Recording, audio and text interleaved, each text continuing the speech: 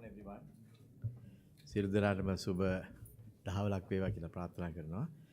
ඒත් එක්කම අද අපි ඇස් විසිටින්නේ මහා බැංකුවේ මුදල් මණ්ඩලයේ policy statement එක policy review එක පිළිබඳව සාකච්ඡා කිරීමට මා මුලින්ම ආරාධනා කරනවා අපේ Director Economic Research Dr. Anil Pereraට ඒ පිළිබඳව විස්තරයක් කරන්න. Dr. Anil Perera will give you an outline of the policy decision of the Monetary Board. Thank you, sir. Good afternoon. I will make a brief presentation in English of the review of the monetary policy stance. My colleagues, Dr. Padberia and Mrs. Ratnavadivel, will do the Sinhala and Tamil presentations respectively. As you already aware, we have announced the second monetary policy review for 2022 today morning, and yesterday the Monetary Board met to take this monetary policy decision. The board decided to further tighten the monetary policy stance. So this decision was taken considering the severity of the external shocks that we are facing and also continued disruptions to domestic economic activity. And the board was of the view that we have to have a comprehensive policy package at this juncture containing both traditional and non-traditional measures along with some other initiatives that will have some impact on the overall economy in order to counter the challenges that we face right now. To start with the global economic environment, the World Economic Outlook was released by the IMF in January. According to the VO, we observe global economic growth will be moderating this year. If you look at the growth projections of the IMF, for this year, growth is projected at 4.4% compared to 5.9% in the previous year. So this growth is derived from the major countries as well as from the emerging countries. And the reason cited for this weakening growth is basically due to the spread of Omicron variant, supply chain disruptions, and we have some new developments in the global economy, geopolitical tensions in the Eastern Europe. And also global inflation is a kind of a concern right now. And IMF predicts these inflationary pressures to remain high and persistent for some time. And we have seen many countries, including USA and European Euro area, report high inflation or record inflation levels right now. And these global economic and domestic economic developments have posed challenges to the recovery of the Sri Lankan economy. We have seen the Sri Lankan economy was recovering, particularly in the fourth quarter, and we were anticipating the growth momentum would continue in 2022 as well. But at the same time, some of the adverse developments that we have seen, especially rising commodity prices, supply chain disruptions, could have some impact on the domestic economic growth, and also some new developments in relation to power and supply interruptions could have some impact on the economic growth. So the central bank believe these disruptions have to be addressed immediately in order to continue the momentum of the economy as well as in the export sector that we have seen in the recent past. So in the external sector, we observe exports are growing at a healthy rate. Even in the month of January, exports grew more than 1 billion USD. But at the same time, we observe with some caution, imports are continuing at a higher phase. So in December last year, we have seen historically highest import values. And even in the month of January, we see import value closer to 2 billion USD.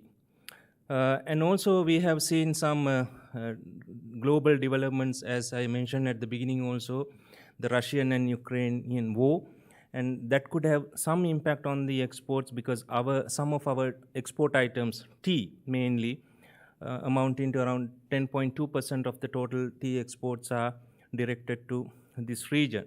So there could be some impact and we do some imports from these regions, especially wheat from Ukraine.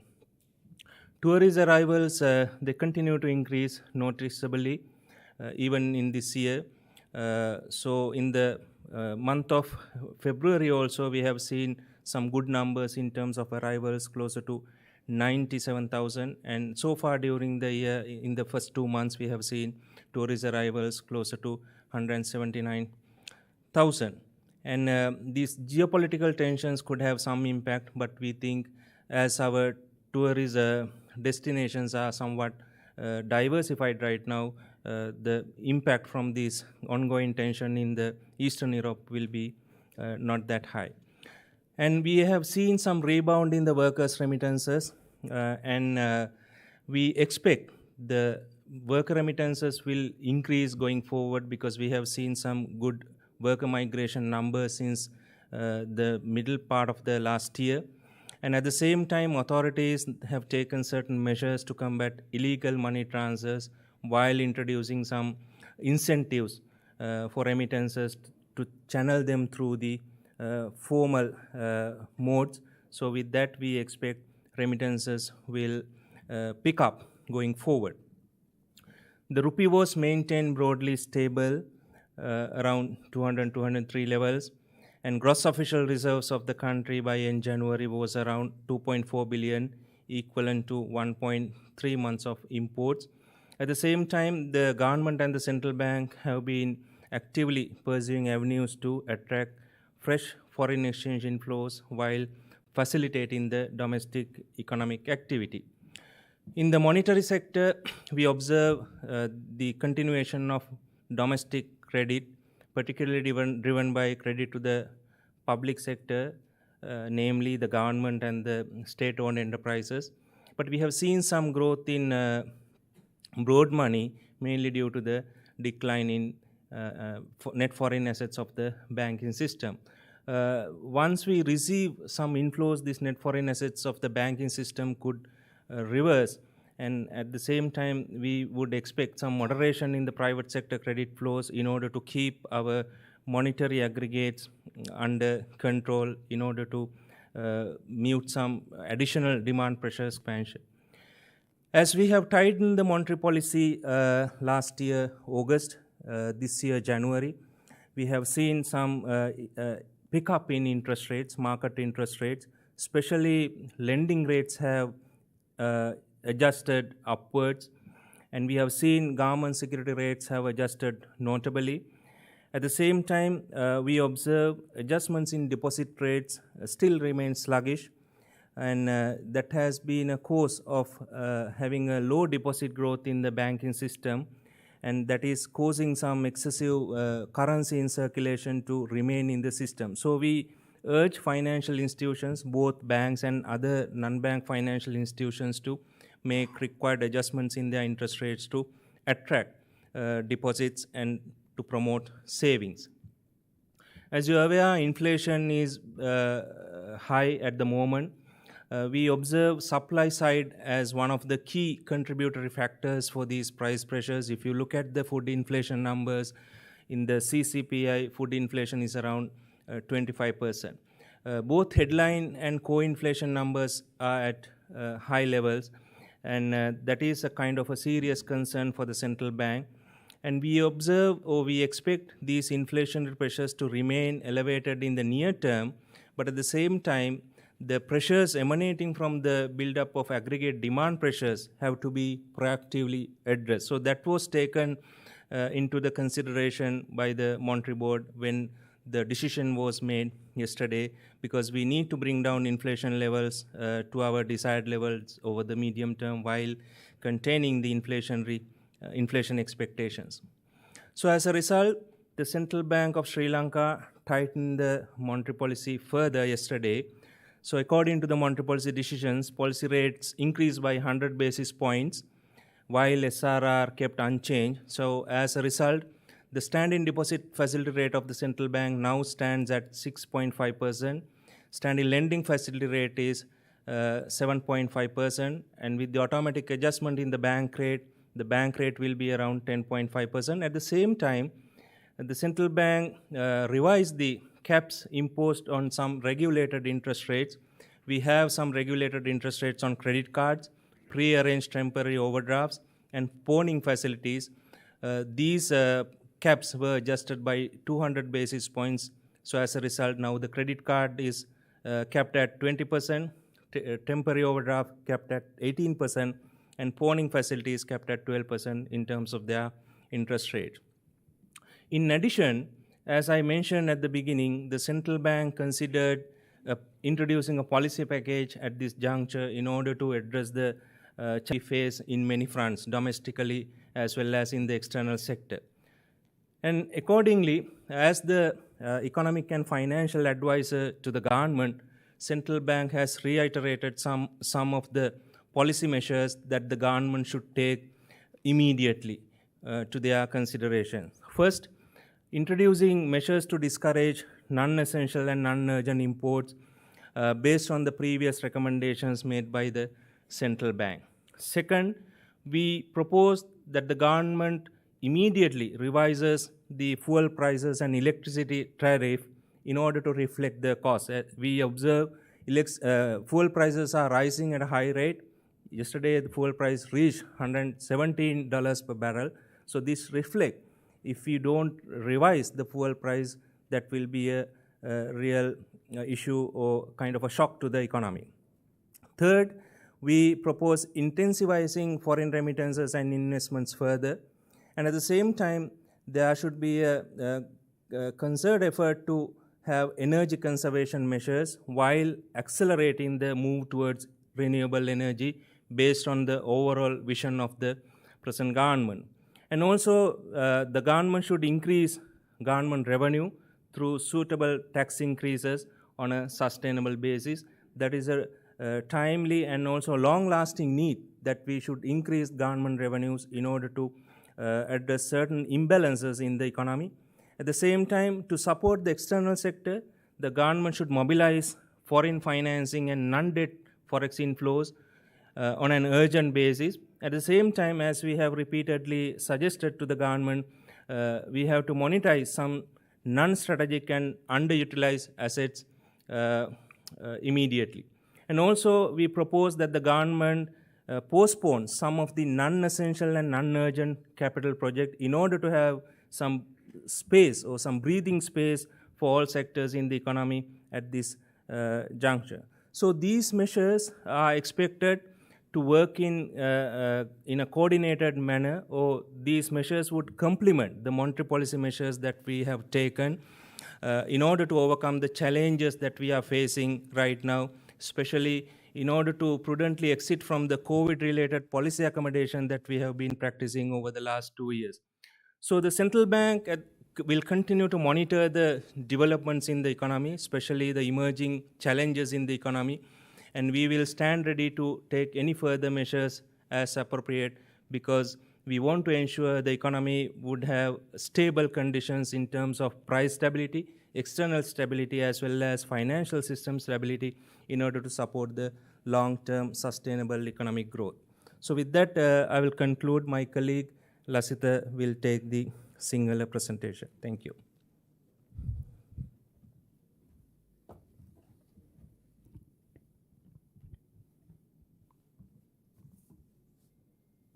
ස්තුතියි. අද දින ශ්‍රී ලංකා මහ බැංකුවේ මුදල් මණ්ඩලය 2022 වසරට නියමිත දෙවන මුදල් ප්‍රතිපත්ති විවරණය ප්‍රකාශයට පත් කළා. එහිදී මුදල් ප්‍රතිපත්ති ස්ථාවරය තවදුරටත් දැඩි කරනු ලැබුවා. මෙම තීරණය ගැනීමේදී ශ්‍රී ලංකා මහ බැංකුවේ මුදල් මණ්ඩලය ශ්‍රී ලංකාව දැනට මුහුණ දෙන ප්‍රබල විදේශීය කම්පන සහ දේශීය ආර්ථික කටයුතු සඳහා අඛණ්ඩව ඇතිවන බාධා සැලකිල්ලට ගනු ලැබුවා. එවැනි ආර්ථික තත්ත්වයන්ට මුහුණ දීම සඳහා සාම්ප්‍රදායික මෙන්ම සාම්ප්‍රදායික නොවන ක්‍රියාමාර්ග ඇතුළත් ප්‍රතිපත්ති මාලාවක් සමග සමස්ත ආර්ථිකයට බලපානු ලබන අනෙකුත් ක්‍රියාමාර්ගද අත්‍යවශ්‍ය බව මුදල් මණ්ඩලය අදහස වුණා. මේදී මුදල් මණ්ඩලය දැනට පවතින දේශීය මෙන්ම ගෝලීය සාර්වාර්ථික ප්‍රවණතා හා අපේක්ෂිත සාර්වාර්ථික ප්‍රවණතාද සලකා බැලුවා. මම දැන් එම කරුණු ඉදිරිපත් කිරීමට බලාපොරොත්තු වෙනවා. මුලින්ම අපි ගෝලීය ආර්ථිකයේ දෙසට යොමු වෙමු. ජාත්‍යන්තර මූල්‍ය අරමුදලේ ලෝක ආර්ථික ඉදිරි දැක්මට අනුව ගෝලීය ආර්ථිකය 2021 වසරේදී 5.9 සිට 2022 වසරේදී 4.4 දක්වා අඩු නොතයි අපේක්ෂා කරනවා. මෙම පසුබෑම සඳහා COVID-19 ඔමික්‍රෝන් ප්‍රභේදයේ ව්‍යාප්තිය, සැපයුම් දාම සඳහා බාධා ඇතිවීම මෙන්ම රුසියානු යුක්‍රේන අර්බුදයද හේතු වෙනවා. ගෝලීය උද්දමනයේ ඉහළ මට්ටමක අඛණ්ඩව පවතින ඇතැයි එම වාර්තාවෙන් ප්‍රකාශයටපත් වුණා. ඒ සඳහා බලශක්ති මිල ගණන් සහ සැපයුම් දාම සඳහා අඛණ්ඩව ඇතිවන බාධා හේතු වෙනවා. එම ගෝලීය උද්දමන පීඩන හේතුවෙන් ගෝලීය වශයෙන් මහ බැංකු පොලි අනුපාතික ඉහළ නැංවීමට කටයුතු කරමින් සිටිනවා.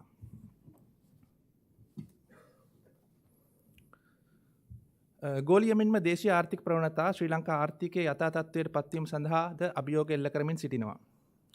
රජයේ සාර්ථක COVID-19 එන්නත් කරන වැඩපිළිවෙල සහ ලිහිල් කරන ලද සංචාරණ සීමා දේශීය ආර්ථික කටයුතු කෙරෙහි ධනාත්මකව බලපානවා. එහෙත් ගෝලීය වශයෙන් වෙළඳ භාණ්ඩ මිල ඉහළ යාම, නැගෙනහිර යුරෝපයේ අර්බුදය මෙන්ම දේශීය වශයෙන් විදුලිය සහ තෙල් සැපයුම හිඟය වැනි බාධා හේතුවෙන් ආර්ථික කටයුතු තරමක් දුරට අඩාල වුණා. දේශීය නිෂ්පාදන සහ අපනයන අවහිරතාවයන් තොරව අඛණ්ඩව පවත්වාගෙන යාම සහතික කිරීම සඳහා මෙවැනි බාධාවන්ට කඩිනමින් පිළියම් යෙදීම අත්‍යවශ්‍යයි. විදේශීය අංශය දැඩි අභියෝගවලට මුහුණ දෙමින් සිටිනවා. අපනයන ඉපැයීම් විශාල වශයෙන් ඉහළ ගියත් ආනයන වියදම් අඛණ්ඩව වැඩි වේගයකින් වැඩි වුණා. මේ අනුව වෙළඳ හිගයද ඉහළ ගියා. රුසියානු යුක්‍රේන අර්බුදයද අපගේ අපනයන ආදායම් කෙරෙහි යම්කිසි බලපෑමක් ඇති කරනු ඇති.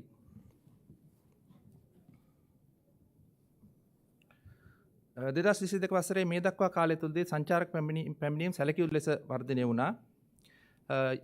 රුසියානු යුක්‍රේන අර්බුදය සංචාරක කර්මාන්තය කෙරෙහි නැවතත් යම්කිසි බලපෑමක් ඇති කරනු ඇතැයි අපි විශ්වාස කරනවා. විදේශීය ප්‍රේෂණවල යම්කිසි අඩුවීමක් අපි නිරීක්ෂණය කරනවා.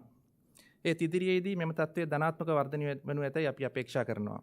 ඒ සඳහා විධිමත් මාර්ග තුලින් ප්‍රේෂණ ලබා ගැනීම සඳහා දිරිගැන්වීම, නීති විරෝධී මුදල් හුවමාරු මැඩලීම් සඳහා ගෙන ඇති ක්‍රියාමාර්ග මෙන්ම විදේශගත වීම සැලකියුතු ලෙස ඉහළ යාමද බලපානු ඇති. ශ්‍රී ලංකා රුපියල සමස්තයක් ලෙස ස්ථාවර මට්ටමක පවත්වාගෙන යනු ලබනවා.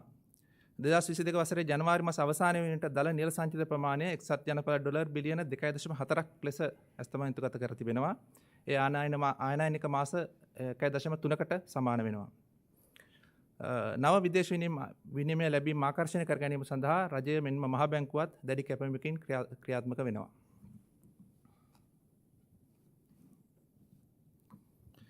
දැන් මුදල් ප්‍රසාරණය දෙසට යොමු වෙමු.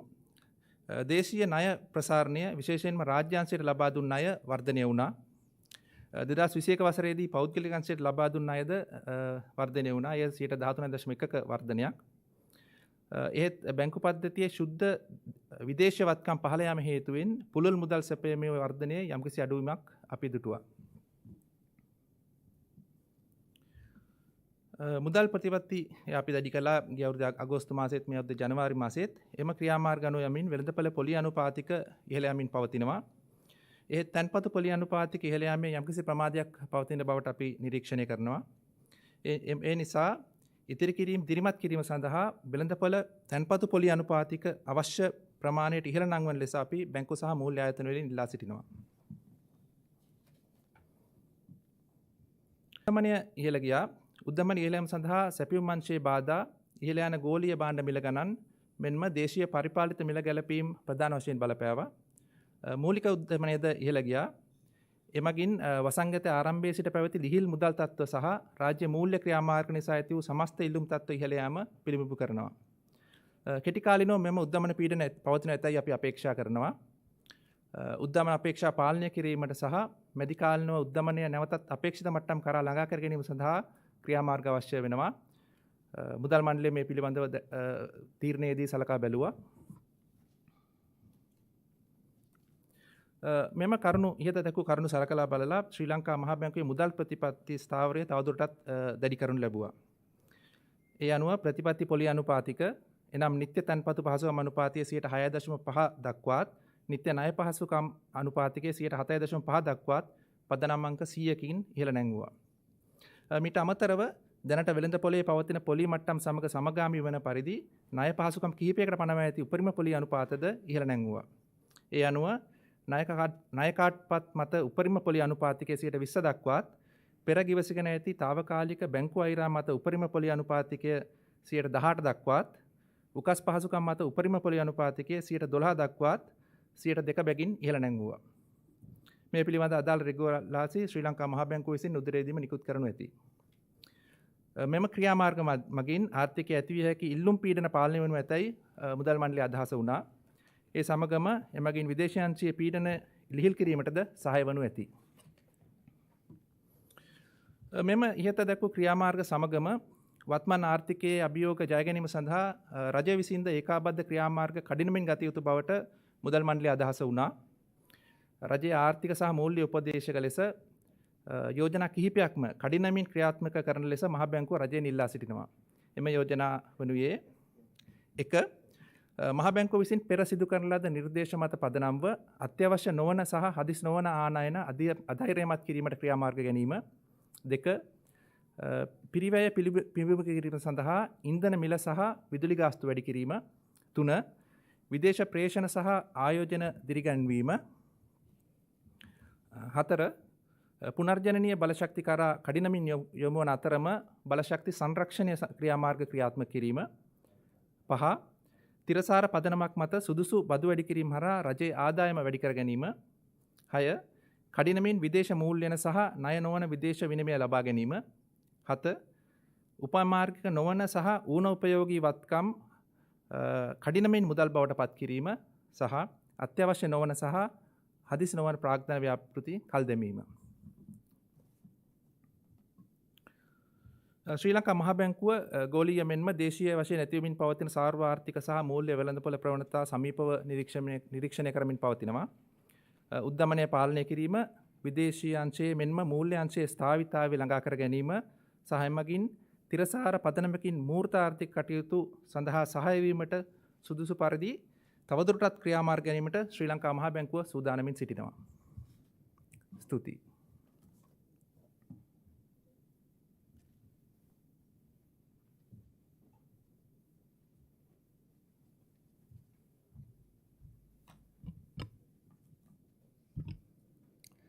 எல்லோருக்கும் பணிவான காலை வணக்கங்கள். இலங்கை மத்திய வங்கியின் நாணய சபையானது 2022 மார்ச் 3ஆம் நாள் அன்று நடைபெற்ற அதனது கூட்டத்தில் நாணய கொள்கையின் நிலைப்பாட்டினை மேலும் இறுக்கமாக தீர்மானித்தது. வெளிநாட்டு அதிர்வுகளின் தீவிரத்தன்மை மற்றும் உள்நாட்டு பொருளாதார நடவடிக்கைகளில் காணப்படும் தொடர்ச்சியான குழப்பங்கள் என்பவற்றினை கருத்திற்கொண்டு முழு பொருளாதாரத்தின் மீது தாக்கம் கொண்டுள்ள ஏனைய முன்னெடுப்புகளுடன் பாரம்பரியமான மற்றும் பாரம்பரியமற்ற வழிமுறைகள் இரண்டினையும் கொண்ட ஓர் முழுமையான கொள்கை திட்டம், அதாவது காம்ப்ரிஹென்சிவ் பாலிசி பேக்கேஜ் என்பதன் மூலமாக பொருளாதார சவால்களை முறியடிப்பதற்கு அத்தியாவசியமாகும் என்ற நோக்கினை நாணய சபை கொண்டிருந்தது. இது தொடர்பிலான பொருளாதார அபிவிருத்திகளை நாம் பார்த்தோமானால், பன்னாட்டு நாணய நிதியத்தின் உலக பொருளாதார தோற்றப்பாட்டின் 2022 ஜனவரி இட்டுகையின்படி உலக பொருளாதாரமானது 2022 மெதுவடையும் என எதிர்பார்க்கப்படுகின்றது. அத்துடன் கோவிட்-19 ஒமிக்ரான் திரிபு, நிரம்பல் பக்க குழப்பங்கள் மற்றும் கிழக்கு ஐரோப்பாவில் காணப்படும் புவிசார் அரசியல் குழப்பங்கள் என்பன உலகளாவிய பொருளாதார நடவடிக்கையை நலிவுபடுத்தும் எனவும், இவையில் இருந்து எழும் வலுவிலைகளின் மற்றும் தொடர்பிலான நிரம்பல் பக்க குழப்பங்கள் என்பவற்றினால் உலகளாவிய பணவீக்கம் என்பதும் தொடர்ந்தும் உயர்வாக காணப்படும் என எதிர்பார்க்கப்படுகின்றது. உள்நாட்டு மற்றும் வெளிநாட்டு அபிவிருத்திகள் என்பன இலங்கை பொருளாதாரத்தின் மீட்சிக்கு சவாலாக காணப்படுகின்றது. அதாவது 2021 4ஆம் காலாண்டில் நாம் இலங்கையின் பொருளாதாரம் என்பது ஒரு மீட்சியினை பதிவு செய்யும் சம்பந்தமான குறிகாட்டிகளை நாம் கண்டிருந்தோம். இருந்த போதிலும் இந்த ஒரு வளர்ச்சி போக்கிற்கு சவாலாக பல அபிவிருத்திகள் தற்போது காணப்படுகின்றன. முக்கியமாக வலு சார்ந்த குழப்பங்கள் ஒரு பிரதானமான சவாலாக காணப்படுகின்றது. அதாவது இந்த குழப்பங்கள் உள்நாட்டு உற்பத்தி மற்றும் ஏற்றுமதிகளின் துரிதம் மீது தாக்கம் கொண்டிருக்காமல் இருப்பதற்கான உடனடி தீர்வுகள் மேற்கொள்ளப்பட வேண்டும் என்பதனை இலங்கை மத்திய வங்கி தனது கருத்தாக கொண்டிருக்கின்றது. அத்துடன் உற்பத்தி சார்ந்த பொருளாதாரத்தினை வலுப்படுத்துவதற்கான முன்னெடுப்புகளின் தொடர்ச்சியுடன் நன்கு இலக்கிடப்பட்ட வளர்ச்சி கொள்கைகள் மேற்கொள்ளப்பட வேண்டும். வெளிநாட்டுத்துறையை நாம் பார்க்கின்ற போது இதில் காணப்படுகின்ற சவால்கள் உச்சம் பெற்று காணப்பட்டது. அதாவது தொடர்ந்து 8வது மாதமாக ஏற்றுமதிகள் $1 பில்லியன் ஐக்கிய அமெரிக்க டாலர் $1 பில்லியனை விஞ்சிய போதிலும் இறக்குமதிகள் மீதான செலவினம் அதைவிட அதிகமான துரிதத்தில் தொடர்ந்தும் அதிகரித்தது. தற்போது ரஷ்யா யுக்ரைனில் காணப்படுகின்ற புவிசார் அரசியல் சீர்குழப்பங்கள் வர்த்தக பற்றாக்குறை மீது தாக்கம் கொண்டிருக்கலாம் என்பதனையும் இலங்கை மத்திய வங்கி கருதுகிறது. தொடர்ந்து ஆண்டின் இதுவரையான காலப்பகுதியில் சுற்றுலா பயணிகளின் வருகைகள் குறிப்பிடத்தக்க அளவினால் அதிகரித்த போதிலும் தற்போது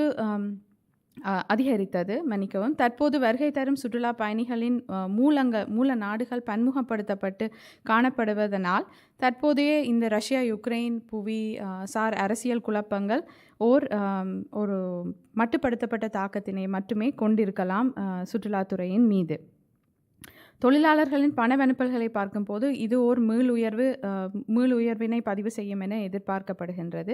இது குறிப்பாக அண்மை காலத்தில் காணப்பட்ட அதிகரித்த தொழிலாளர்களின் புலப்பெயர்வுகள், சட்டத்திற்கு விரோதமான பண மாற்றல்களுக்கு எதிராக மேற்கொள்ளப்பட்ட இலங்கை மத்திய வங்கியின் வழிமுறைகள் மற்றும் முறை சார்ந்த வழிகளின் ஊடாக பணவனுப்பல்களை அனுப்புவதற்கு வழங்கப்பட்ட ஊக்குவிப்புகள் என்பன இந்த மீளுயர்வுக்கான காரணங்களாகும் என எதிர்பார்க்கப்படுகின்றது. இலங்கை ரூபாயானது பெருமளவில் உறுதியாக காணப்பட்டது. 2022 ஜனவரி இறுதியில் மொத்த அலுவல் சார் ஒதுக்குகள் என்பன ஐக்கிய அமெரிக்க டாலர்கள் 2.4 பில்லியனாக மதிப்பிடப்பட்டது. இது 1.3 மாத இறக்குமதிகளுக்கு சமமானதாகும். அதே வேளையில் அரசும் இலங்கை மத்திய வங்கியும் புதிய வெளிநாட்டு செலாவணி உட்பாய்ச்சல்களை ஈர்ப்பதற்கான பல வழிமுறைகளை மேற்கொண்டு வருகின்றன. உள்நாட்டு கொடுகடன் விரிவாக்கம் என்பது தொடர்ந்தும் திடமாக காணப்பட்டது. குறிப்பாக அரசு துறைக்கான கொடுகடன் என்பது. இருப்பினும் வங்கி தொழில் துறையின் தேறிய வெளிநாட்டு சொத்துக்களின் வீழ்ச்சியினால் விரிந்த பணத்தின் வளர்ச்சி துரிதத்தில் மெதுவடைதல் காணப்பட்டது. நாணய கொள்கை இறுக்கமாக்கல் வழிமுறைகளை தொடர்ந்து சந்தை வட்டி வீதங்கள் மேல் நோக்கி சீராக்கப்பட்டன. இருப்பினும் வைப்பு வீதங்களிலான சீரமைவு என்பது மந்தமாக காணப்பட்டதனால் இது சுற்றோட்டத்தில் காணப்பட்ட மிகையான பணத்தை வங்கி தொழில்துறை முறைமைக்குள் வைப்புகளாக உள்ளிருப்பதற்கு போதாததாக காணப்பட்டது. ஆகையால் சேமிப்புகளை ஊக்குவிக்கும் நோக்காக வைப்பு வட்டி வீதங்களுக்கு தேவையான சீரமைப்பினை மேற்கொள்ள வங்கிகளையும் நிதியியல் நிறுவனங்களையும் இலங்கை மத்திய வங்கி உந்துகிறது. விலை அழுத்தங்களுக்கு நிரம்பல்சார் காரணிகள் பங்களித்த வேளையில் திரண்ட கேள்விசார் அழுத்தங்களின் அதிகரிப்பும் காணப்படுகிறது. இந்த பணவீக்கத்தின் செயலாற்றத்தை நாம் பார்க்கின்ற போது முக்கியமாக முதன்மை மற்றும் மைய பணவீக்கம் என்பது இரண்டும் இரட்டை இலக்க மட்டத்திலேயே காணப்படுகிறது. இந்த திரண்ட கேள்விசார் அழுத்தங்களை தீர்ப்பதற்கு பணவீக்க எதிர்பார்க்கைகளை நிலைநிறுத்துவதற்கும் முனைப்பான வழிமுறைகள் தேவைப்படுகின்றன. இவையின் மூலம் நடுத்தர காலத்தில் பணவீக்கமானது விரும்பத்தக்க மட்டங்களுக்கு மீண்டும் இட்டுச் செல்லப்படும் என்பது இலங்கை மத்திய வங்கியின் எதிர்பார்ப்பாகும். இதற்கேற்ப இலங்கை மத்திய வங்கி தனது நாணய கொள்கை நிலைப்பாட்டினை மேலும் இறுக்கமாக்கியது. இதன்படி கொள்கை வட்டி வீதங்கள் 100 அடிப்படை புள்ளிகளினால் அதிகரிக்கப்பட்டது. அதாவது துணைநெல் வைப்பு வசதி வீதம் 6.5%, துணைநெல் கடன் வழங்கல் வசதி வீதம் 7.5%, வங்கி வீதமானது துணைநெல் கடன் வழங்கல் வசதி வீதத்துடன் தன்னிச்சையாக 10.5% உயர்த்தி சீராக்கப்பட்டது. நியதி ஒதுக்கு விகிதமானது தொடர்ந்தும் 4% மாற்றமின்றி காணப்பட்டது. ஒழுங்குமுறைப்படுத்தப்பட்ட வட்டி வீதங்களும் மேல் நோக்கி திருத்தப்பட்டன. இந்த நாணய கொள்கை மீளாய்வில் அதாவது கடன் அட்டைகள் மீதான உச்ச வட்டி வீதம் 20%, முன்னராக ஒழுங்குபடுத்தப்பட்ட தற்காலிக மேலதிக பற்றுக்கள் மீதான உச்ச வட்டி வீதம் 18%, அடகு பிடித்தல் வசதிகள் மீதான உச்ச வட்டி வீதம் 12% உயர்த்தப்பட்டது. அத்துடன் தற்போதைய பொருளாதார சவால்களை விஞ்சுவதற்கு மத்திய வங்கியின் முன்னெடுப்புகளுக்கு வலு சேர்க்கும் முகமாக ஒத்திசைவான வழிமுறைகளை அரசாங்கமும் அவசரமாக மேற்கொள்ள வேண்டியுள்ளது. ஆகவே பொருளாதார மற்றும் நிதியியல் ஆலோசகராக மத்திய வங்கியானது பின்வரும் வழிமுறைகளை அரசு கருத்தில் கொள்ள வேண்டும் என ஆலோசனை வழங்க விரும்புகிறது. அதாவது மத்திய வங்கியினால் மேற்கொள்ளப்பட்ட முன்னைய பரிந்துரைப்பின் அடிப்படையில் அத்தியாவசியமற்ற மற்றும் அவசரமற்ற இறக்குமதிகளை ஊக்கமிழக்க செய்வதற்கான வழிமுறைகளை அறிமுகப்படுத்தல், செலவினை பிரதிபலிக்கும் விதத்தில் எரிபொருள் விலைகளையும் மின்சார கட்டணங்களையும் உடனடியாக அதிகரித்தல், வெளிநாட்டு பண வலுப்பல்களுக்கும் முதலீடுகளுக்கும் மேலும் ஊக்குவிப்புகளை வழங்குதல், வலு பாதுகாப்பு வழிமுறைகளை நடைமுறைப்படுத்துகின்ற அதே வேளை மீள் புதுப்பிக்கத்தக்க வலு அதாவது ரினியூவபிள் எனர்ஜி தொடர்பிலான முயற்சிகளை துரிதப்படுத்தல், நிலையான அடிப்படை ஒன்றில் பொருத்தமான வரி அதிகரிப்புகளூடாக அரசாங்க வருமானத்தை அதிகரித்தல், அவசரமான அடிப்படையில் வெளிநாட்டு நிதியிடல் மற்றும் படுகடனற்ற வெளிநாட்டு செலாவணி உட்பாய்ச்சல்களை திரட்டுதல், உபாயமற்ற மற்றும் குறைவாக பயன்படுத்தப்படுகின்ற சொத்துக்களை பணமாக்குதல், அத்துடன் அத்தியாவசியமற்ற மற்றும் அவசரமற்ற மூலதன கருத்திட்டங்களை பிற்போடல் என்பவை ஆகும். நாடு எதிர்நோக்கியுள்ள சவால்மிக்க பொருளாதார சூழ்நிலைகளை எதிர்கொள்வதற்கும் COVID-19 பரவலுடன் இணைந்த கொள்கை தளர்விலிருந்து முன்மதியாக நாடு வெளியேறுவதற்கும் ஒருங்கிணைத்த அணுகுமுறையொன்றின் பின்பற்றலினை மேற்குறிப்பிடப்பட்ட வழிமுறைகள் உறுதி செய்யும். மத்திய வங்கியானது தோற்றம் பெற்று வரும் பேரண்ட பொருளாதார மற்றும் நிதியியல் சந்தை அபிவிருத்திகளை உலகளாவிய மற்றும் உள்நாட்டு ரீதியில் உன்னிப்பாக கண்காணிக்கும் என்பதுடன் பணவீக்கம், வெளிநாட்டுத்துறை மற்றும் நிதியியல் துறை என்பவற்றில் உறுதிப்பாட்டினை அடையும் இலக்குடன் பொருத்தமான மேலதிக வழிமுறைகளை மேற்கொள்வதற்கும் இலங்கை மத்திய வங்கி தயாராக இருப்பதுடன் இதன் மூலம் நிலையான அடிப்படையில் உண்மை பொருளாதார நடவடிக்கைகளுக்கு தொடர்ந்தும் இலங்கை மத்திய வங்கி ஆதரவளிக்கும். நன்றி. Thank you very much. I think the main thrust of the policy review has been already done by our colleagues, but I'll just give you a few other points that I think are necessary for you to appreciate the way in which the Monetary Board looked at the situation right now. We believe that there is a further tightening necessary, and that tightening has to come in several forms. And not all would be through the actions of the central bank. That's why we have done a policy interest rate hike of 100 basis points, which is one of the higher range of policy interest rate increases in the last 15 or 20 years. But nevertheless, we think that it has to be supplemented with other forms of measures which need to be taken by the government as well. And as you know, we have at different intervals mentioned that there have been various requests that have been made to the government with regard to certain measures that need to be implemented. We are sensitive to the fact that some of those measures may be difficult to implement, as well as could pose further burdens, as well as additional difficulties. But we think in the overall context of the economy that it is necessary to implement some of those measures, and that's why we have requested the government to seriously consider those measures in the interests of ensuring the stability of the economy. As you know, the central bank is responsible for stability, both economic and price stability, as well as financial system stability. And stability sometimes has to be implemented or found in certain measures which could be difficult for us to appreciate as well. Sometimes people might think that we are not sensitive, but we are. In the long term, we have to ensure the stability as well. So in that context, Central Bank has urged the government in its policy statement that certain changes must be carried out in relation to the measures to be taken. We have brought it up as an 8-point package.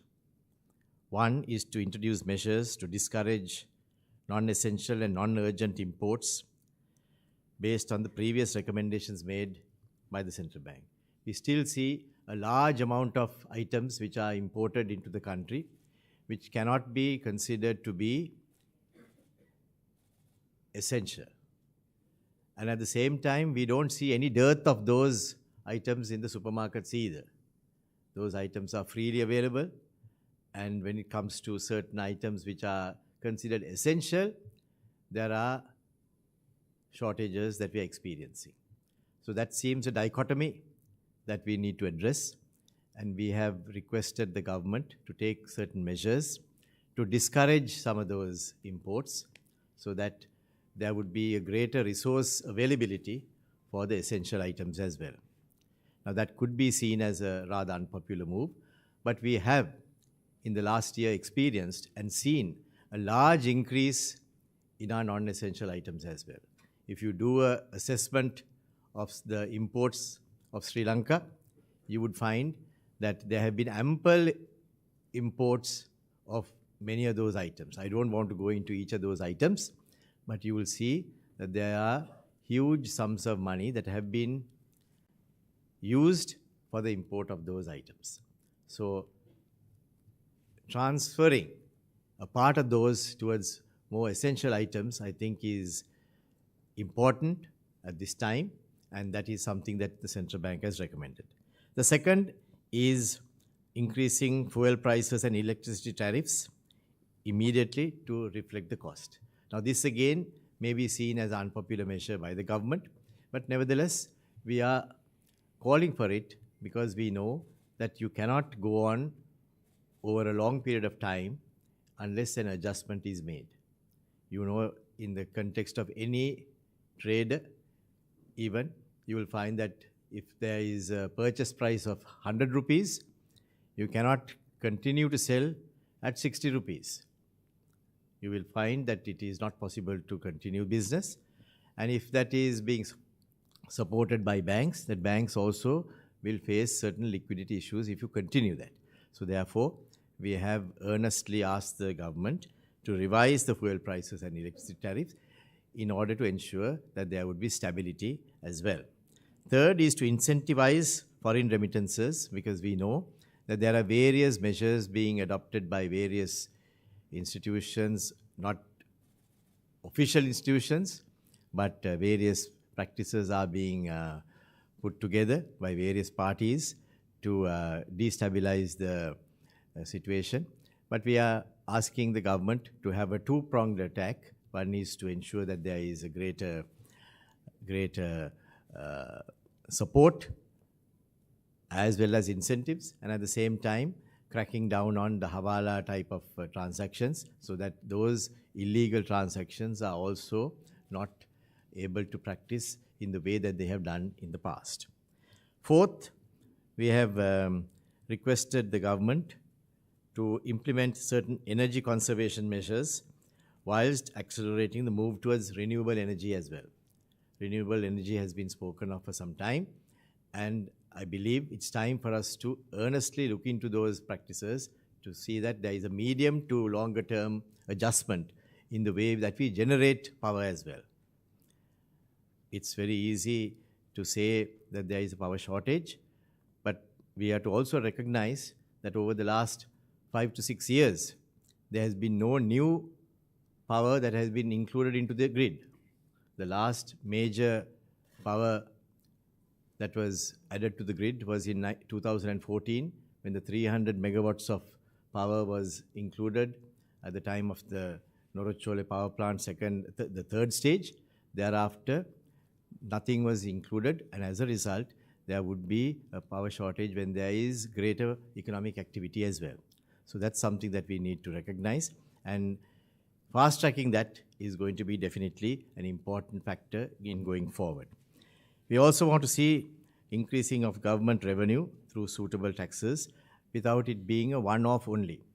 So it's something that we have been talking of for some time. We have recommended to the government that there should be a steady increase in certain taxes in order to ensure that there is a greater reliance on tax income and not to rely on borrowing alone. So that's something that we believe should be looked at closely, and we have recommended that as well. And we have also asked for the mobilizing of foreign financing and non-debt forex inflows. We are happy to see that there have been certain efforts being taken to encourage that, because we need to ensure that our reliance on international sovereign bonds is reduced.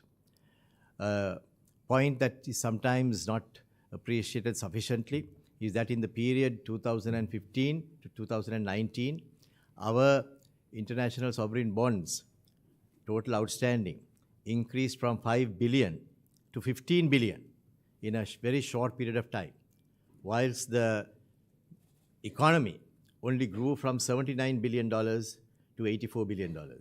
Some people don't like to write about that, and they don't want to even mention that, but that is the actual position. So when that happens, there needs to be a gradual pullback and shrink the amount of international sovereign bonds in order to ensure that we have other avenues of financing as well.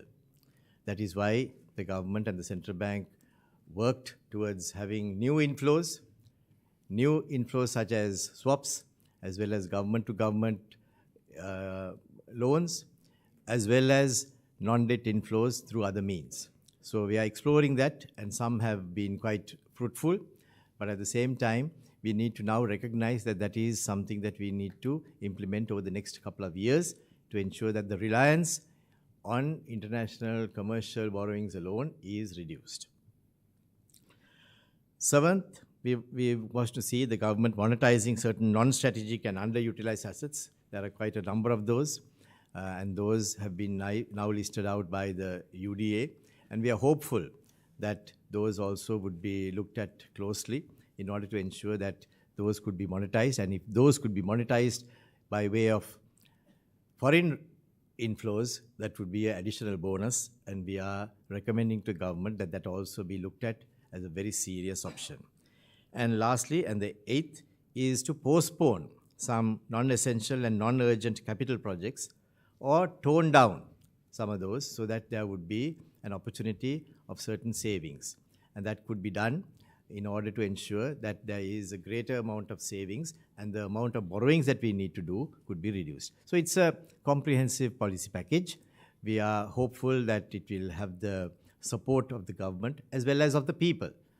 It is important that the people also appreciate that certain changes that are being made in these are to benefit them in the long term as well. Those may be seen as being tough in the short term, but in the context of a recovery, we may need to look at those also as an important part of the overall strategies that we have to implement. So that is an overall comment that I would like to make. I will do that in Sinhala as well. මේ අවස්ථාවේදී මහා බැංකුවේ මුදල් මණ්ඩලය තීරණය කළ තිබෙනවා මුදල් ප්‍රතිපත්තිය යම් කිසි ආකාරයකට දැඩි විය යුතුයි කියලා. ඒ අනුව ප්‍රතිපත්ති පොලි අනුපාතය 101කින් වැඩි කරලා තිබෙනවා. ඒ වැඩි කිරීම සාමාන්‍යයෙන් වැඩි කරන බේසිස් පොයින්ට්ස් කියන මොකක්ද? පදනම් අංක 50ක 25කට පමණක් සීමා නොකර පදනම් අංක 100ක පමණ වැඩි කිරීමක් කරලා තිබෙන්නේ. ඒ පණිවිඩය රටට ලෝකයට ලබා දීම සඳහා. එයින් පෙනී යන්නේ යම් ආකාරයකින් අපිට යම් මූල්‍ය විනයක් ලබා ගන්නට සිදු වෙනවා මේ අවස්ථාවේදී. එම මූල්‍ය විනය ඉතාමත්ම වැදගත්. ඒ මූල්‍ය විනය හරහා තමයි මම හිතන්නේ ඉදිරි කාලයේදී අපේ රටේ මූල්‍ය ස්ථායීභාවයට රුකුලක් වෙන්නට හැකි වෙන්නේ. ඔබතුමාලා සියලු දෙනාම දන්නවා මේ රටේ මූල්‍ය සහ ආර්ථිකමය ස්ථායීභාවය රැක ගැනීමටත් මූල්‍ය පද්ධතියේ ස්ථායීභාවය රැක ගැනීමත් මහා බැංකුවේ විශේෂ වගකීමක්. ඒ වගකීම තමයි මූලිකම අරමුණ මහා බැංකුව පිහිටවීමේ. ඒ සඳහා යම් අවස්ථාවලදී දැඩි තීරණ ගන්නට සිදු වෙනවා.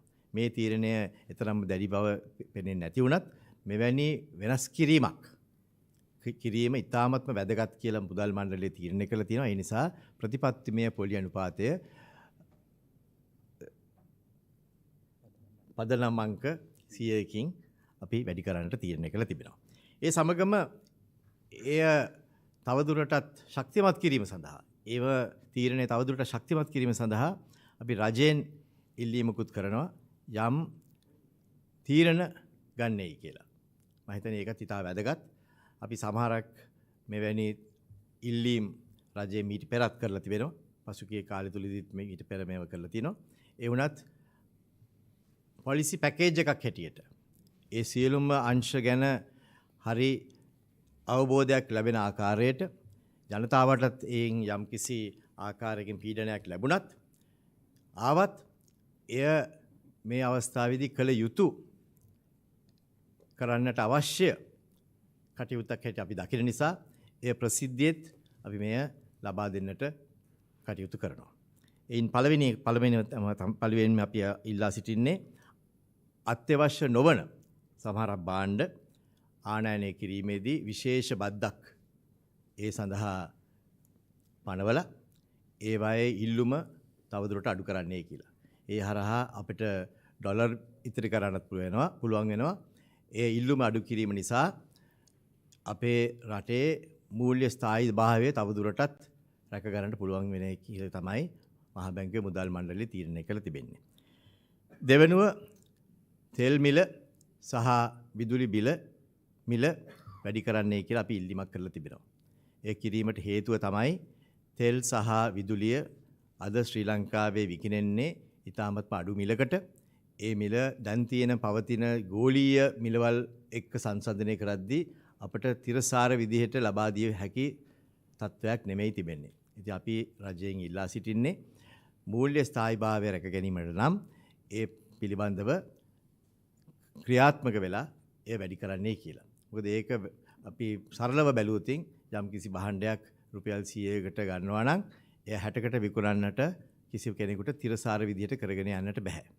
ඒ නිසා ඒ తත්වය වෙනස් කිරීම සඳහා අපි රජයෙන් ඉල්ලීමක් කරනවා මේ తත්වය සමනය කර ගැනීම සඳහා ඒ වෙනස ඇති කරන්නේ කියලා. තුන්වෙනිව රටට ලැබෙන විදේශ ප්‍රේෂණ සඳහා තව දුරටත් දිරිගැන්වීම කරන ගමන්ම විවිධ නීත්‍යානුකූල නොවන ක්‍රමවේද ඔස්සේ මුදල් රටට ගලා එනවා නම් ඒව සඳහා ක්‍රියාත්මක වෙන්නට අපි කටයුතු කරන්නට කියලා රජයෙන් ඉල්ලා සිටිනවා. ඒවත් මම දන්නවා සමහරක් අවස්ථාවේදී කෙරෙලා තිබෙනවා. ඒ තවදුරටත් දැඩි කරලා එම මුදල් එවීම අපි අධෛර්යමත් කිරීම සඳහා කටයුතු කළ යුතුයි කියන එකත් අපි පෙන්වලා දීලා තිබෙනවා. හතර වෙනුව බලශක්තිය ඉතිරි කිරීමේ ක්‍රමවේදත් පාවිච්චි කරන්න කියලා අපි ඉල්ලීම් කරලා තිබෙනවා. විශේෂයෙන්ම රිනියුබල් එනර්ජි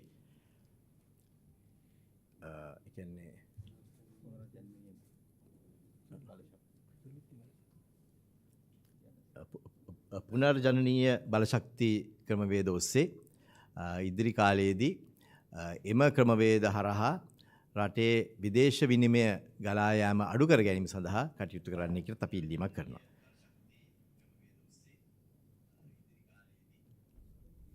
ඒක හරි වචනේ. ඒත් එක්කම පස්වෙනුව අපේ ඉල්ලීම තමයි යම් අවස්ථාවලදී අපට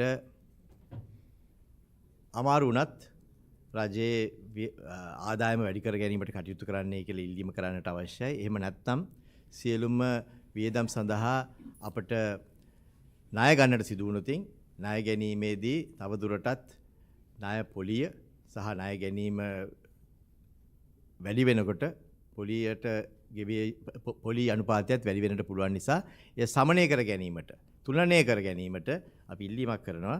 තව දුරටත් හැකි ක්‍රමවේද ඔස්සේ රජයේ ආදායම වැඩි කර ගන්නට කටයුතු කරන්නයි කියලා. 6 වෙනුව පිට රටවල් වලින් ගන්න පුළුවන් මුදල් තව දුරටත් වැඩි කර ගැනීමටත් ණය නොවන ක්‍රමවේද ඔස්සේ රටට මුදල් ගලා එම තව දුරටත් දිරි ගැන්වීම සඳහා කටයුතු කරන්නයි කියලා අපි ඉල්ලීමක් කරනවා. 7 වෙනුව උපාය මාර්ගික නොවන සහ ඌන උපයෝගී වත්කම් කඩිනමින් මුදල් බවට පරිවර්තනය කර ගැනීමට කටයුතු කරන්නයි කියලා ඉල්ලීමක් කරනවා. මොකද අපි මම හිතන්නේ UDA එක දැකලා තියෙනවා දැනටමත් ඔබතුමන්ලා යම් එවැනි සම්පත් ලයිස්තුවක් පෙන්වලා දීලා තියෙනවා. ඒ වයින් හැකි ඒවා මුදල් බවට පරිවර්තනය කෙරුවොත් මේ පීඩනය තවදුරටත් අඩු කර ගන්න පුළුවන් කියන එක තමයි අපේ අදහස.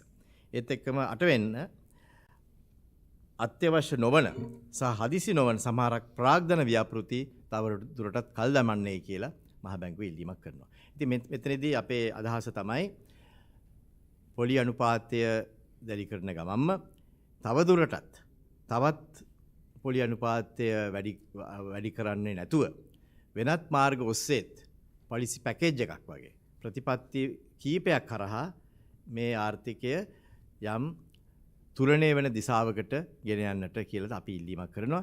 ඒ ඉල්ලීම සඳහා කරද්දී රජයට යම් කිසි අපහසුතාවයක් මතුවෙයි කියන එකත් අපි දන්නවා.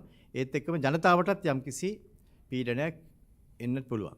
ඒකට මහා බැංකුවේ මූලිකම අභියෝගය සහ මහා බැංකුවේ පරමාර්ථය ස්ථායීභාවයේ දිගු කාලීනව රැක ගැනීම. ස්ථායීභාවයේ දිගු කාලීනව රැක ගනිද්දී සමහර විට කෙටි කාලීනව සමහර තීරණ ගන්නට සිදු වෙනවා. ඒ සඳහා අපි සහයෝගය ඉල්ලනවා. මහ ජනතාවටත් අපි කියා සිටින්නේ මෙය අපි බොහොම සැලකිල්ලෙන් තමයි මේක කරන්නේ. වගකීමකින් කරන්නේ. සමහර විට මේ අවස්ථාවේදී නෙකරුවොත් ඉදිරියේදී මීටත් වඩා දැඩි තීරණ ගන්නට සිදු වෙන්න පුළුවන් නිසා මේ අවස්ථාවේදී මෙවැනි තීරණ ඔස්සේ අපට ආර්ථිකය ස්ථායී භාවයකට පත් කර ගන්න පුළුවන් වෙයි කියන එක තමයි මුදල් මණ්ඩලයේ සහ මහා බැංකුවේ නිලධාරීන්ගේ තීරණය. අපි එය අද දින ඔබතුමාලාට දැනුම් දීමට මේ අවස්ථාව ප්‍රයෝජනට ගන්නවා. බොහොම ස්තුතියි. දැන් ප්‍රශ්න තියෙනවා නම් අපිට ඒවත් අපිට කතා කරන්න පුළුවන්.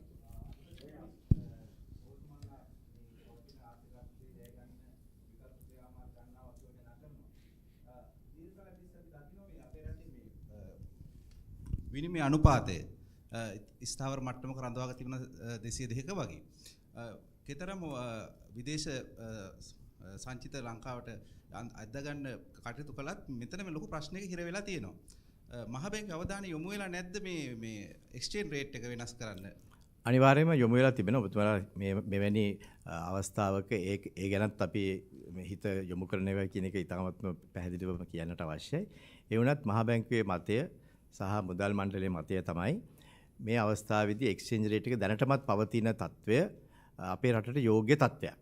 ඒ නිසා ඉදිරි කාලයේදී යම් වෙනස්කම් සිදු වෙනවා නම් එය වෙනස් කිරීමට අවශ්‍ය නම් අපිට කරන්න පුළුවන්. ඒනොට මේ අවස්ථාවේදී අපි දකින ආකාරයට ඒ පවතින තත්ත්වය යෝග්‍ය තත්ත්වයක් හැටියට තමයි අපි දකින්නේ. ඒ වගේම අධිපතිතුමනි දැන් මේ අපි දැක්කා ජාත්‍යන්තර මූල්‍ය අරමුදලේ ඒගොල්ලන්ගේ ලංකාව සම්බන්ධයෙන් කරපු රිවිව් එකේ වාර්තා විදියට දාලා තියෙනවා. ඒගොල්ලොත් යෝජනා කරනවා ශ්‍රී ලංකා මහ බැංකුව අද යෝජනා කරන ආකාරයට සමානම ක්‍රියාමාර්ග ගන්න කියලා රජයට විශේෂයෙන්ම ඔය රාජ්‍ය ආයතන ප්‍රතිව්‍යුහගත කරන්නේ වගේ. ඒත් එක්ක අපි අහන්නේ ඔබතුමාලගෙන් දැන් මේ විකල්ප මතදරන ආර්ථික විශේෂඥයින් මතු කරන කාරණයක් තමයි මේ පවතින අර්බුදේ ජය ගන්න නම් අපිට ජාත්‍යන්තර මූල්‍ය අරමුදලට ගියොත් පුළුවන් වෙයි කියන කාරණේ. ශ්‍රී ලංකා මහ බැංකුවේ මේ ගැන ස්ථාවරය මොකද තව දුරටත් අපි යුතුද නැද්ද? යනවයි කියලා කියන්නේ ඒ අයගේ උපදෙස් ලබා ගැනීම. උපදෙස් ලබා ගැනීම අපිටත් කරන්න පුළුවන්. අපේ අද යෝජනා කරලා තියෙන සමහරක් ඒවා බැලුවොතින් ජාත්‍යන්තර මූල්‍ය අරමුදල ඊයේ පෙරේදා කියනට පෙර අපිත් ඔය කටයුතු වලට යොමු වෙලා තිබෙනවා. ඒවා අපිත් ඉදිරිපත් කරලා තිබෙනවා. මාස කීපයක් තිස්සේ අපි ඉදිරිපත් කරලා තිබෙනවා. ඒ නිසා ඒ తত্ত্বය මම හිතන්නේ අලුත් తত্ত্বයක් නෙමෙයි. සාමාන්‍යයෙන් අපි බැලුවොතින් ජාත්‍යන්තර මූල්‍ය අරමුදල පමණක් නෙමෙයි විවිධ මත තියෙනවා ආර්ථිකමය අයගේ ආර්ථික විශේෂඥයන්ගේ සමහරක් අය එක ආකාරයකට යම් දේවල් කළ යුතුයි කියලා කියන ගමම තවත් සමහරක් අය කියනවා තවත් සමහර විදියට වෙනස් විදියට කරන්නයි කියලා. මහා බැංකුවෙත් එවැනි මත තියෙන්නට පුළුවන්. ඒක අන්තිමට මුදල් මණ්ඩලය තීරණයක් ගන්නට අවශ්‍යයි. ඒ තීරණය තමයි මුදල් මණ්ඩලයේ තීරණය. ඒ මුදල් මණ්ඩලයේ තීරණය ගනිද්දී මේ සියලුම මත මට ඉතාමත්ම පැහැදිලිව සහ හොඳින් කියන්නට පුළුවන් මේ සියලුම මත සලකලා බලනවා. එක මතයක් පමණක් නෙමෙයි. මහා බැංකුවෙත් මත තියෙනවා රාශියක්. මම හිතන්නේ හැමෝම ඒ පිළිබඳව දන්නවා. මහා බැංකුවේ හිටපු අයත් වෙන මත තියෙනවා. ඉතින් අන්තිමට ඒ වුණාට තීරණයක් ගන්නට සිදු වෙනවා. ඒ තීරණයක් ගනිද්දී ඒ තීරණය මේ සියලුම මත සලකලා බලලා ඉදිරිය ගැන සලකලා බලලා දැන් තියෙන වර්තමාන තත්ත්වය ගැන සලකලා බලලා අපේ අරමුණු මොනවද කියලා සලකලා බලලා අපි ඉලක්ක කරන ඉදිරි කාලයේ තිබෙන විවිධ ඉලක්ක මොනවද කියලා සලක බලලා තමයි කටයුතු කරන්නේ. ඉතින් ඒ ඔක්කොම බලලා තමයි ඒ කටයුතු කරන්නේ. ඉතින් ඒ මට පැහැදිලිව සහ බොහොම සත්භාවයෙන් කියන්න පුළුවන්. ඒවා සීලම සලකලා බලලා තමයි ඒ තීරණ අරන් තියෙන්නේ. අධිපතිතුමනි අවසාන වශයෙන් මම අහන්නේ එක ප්‍රශ්නේ දැන් පසුගිය කාලේ පුරාවට මේ විකල්ප මතදරන කණ්ඩායම් පෙන්ලා දීපු දෙයක් තමයි දැන් අපි මේ අපිට දැන් ණය ගෙවන්න අපිට විදේශ සංචිත නැහැ අපිට ඩොලර් නැහැ අපි මේ ණය කල් දමා ගත යුතුයි මේ සඳහා පියවරක් ගත යුතුයි කියන කාරණේ. නමුත් අපි දැක්ක කාරණේ තමයි ශ්‍රී ලංකාව අඛණ්ඩව පවත්වාගෙන ආපු කීර්ති නාමය රැක ගැනීම වෙනුවෙන් අපේ ණය ගෙවීම කඩ කරන්නේ නැතුව මේ මහ බැංකුව කටයුතු කරනවා සහ ආණ්ඩුව කටයුතු කරනවා. තව දුරටත් අපිට පුළුවන් මේ අවුරුද්දේ අපි දන්නවා ඩොලර් බිලියන 6කට ආසන්න මුදලක් ගෙවන්න තියෙනවා. අපේ සංචිත ඩොලර් බිලියන 2කට මේ වෙනකොට අඩු වෙලා තියෙනවා. ගලා එන මාර්ගත් විශේෂයෙන්ම ඉතාමත් වර්ධනීය අවස්ථාවක නෙමෙයි අපි දකින්නේ. මේකත් එක්ක මේ ණය කල් දමා ගැනීම සම්බන්ධයෙන් ඔබතුමාගේ අදහස වුණා. ඔබතුමා තාපත් වැදගත් ප්‍රශ්නයක් තමයි යොමු කරන්නේ. මම හිතන්නේ ඒක හැමෝටම පොදු ප්‍රශ්නයක්. මේක අපිට උත්තර දෙන්නට අවශ්‍යයි.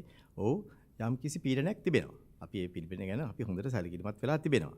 ඔබතුමා දන්නවා 2019 අග අපිට තිබිච්ච සංචිත ප්‍රමාණය ඇමරිකානු ඩොලර් බිලියන 7ක් පමණ. ඒකට 2020 දී අපි බිලියන 7ක් පමණ ගෙව්වා. එහෙමනම් 2020 දී ඒ ප්‍රමාණය ගෙව්වට පස්සේ අපිට ඉතුරු වෙලා තිබිච්ච සංචිත ප්‍රමාණය බිඳුව වෙන්නට ඕනේ. අපි ඒ වුණාට අපේ බිඳුවක් නෙමෙයි 5ක පමණ සංචිත ප්‍රමාණයක් තිබුණා. ඒ කියන්නේ මුදල් පරිහරණය වෙනවා.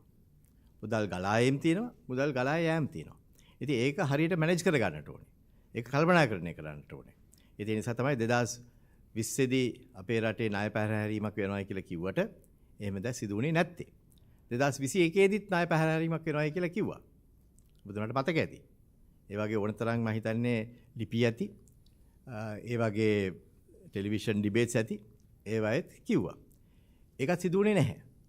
මොකද ඒ කාලෙදිත් අපි තවත් බිලියන 7ක් පමණ ගෙවන්නට සිදු වුණා. ඒකත් අපිට ගෙවා ගන්නට හැකි වුණා. විවිධ අංශ වලින් අපි වෙනස්කම් කරලා ඒ தත්ත්වයට මුහුණ දුන්නා.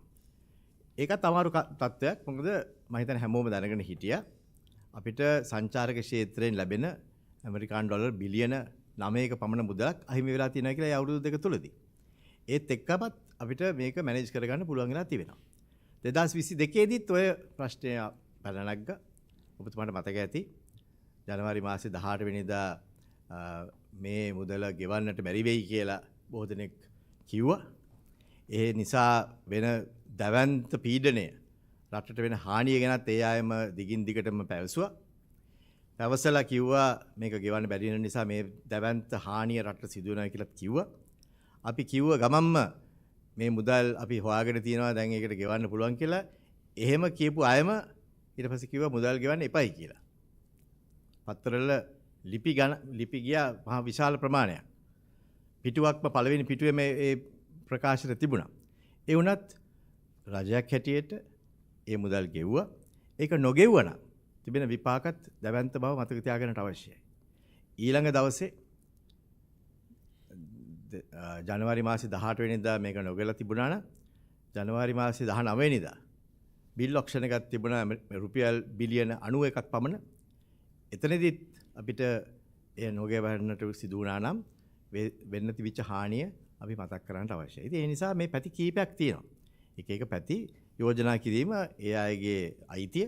අපි ඒක පිළිගන්නවා. ඒත් එක්කම අපිට අන්තිමටම තීරණයක් ගන්නට සිදු වෙනවා. මොකද්ද යෝග්‍යම තීරණය කියලා. තවමත් අපිට ණය ගෙවන්න පුළුවන් බව අපිට පේනිය යනවා. අපි ඒ සඳහා සියලුම විකල්ප දැනටමත් සලකලා බලලා තියෙනවා. ඒ අනුව අපිට ගෙවන්නට හැකි වෙන වාතාවරණයක් අපි සකස් කරගෙන තියෙනවා.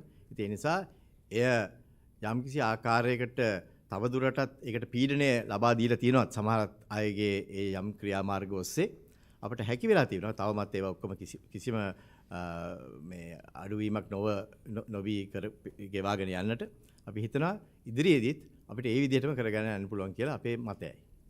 Governor, you were also confident that the economy was performing well Yes. and that we are recovering. But the current plight of the economy and the country is quite obvious with the increase in number of queues outside stores and the rising cost of living. So, what is the progress of the roadmap that the central bank presented, and where are the inflows that the governor was confident we were getting? We don't see anything materializing right now. We have not had a dearth of inflows, but we have had an increase in our outflows. If you look at the import price figures, I have given that regularly. Although people don't want to talk about that, there has been immense increase in those numbers. The import figures in 2021 has been one of the highest. If you take some of the non-essential imports also, those have been increased. So therefore, we are concerned about that numbers, and that's why we have requested certain changes to be made for that. In any plan, I know sometimes plans are not made, but when plans are made, people can criticize those. But at the same time, if you don't have a plan, then where are you going?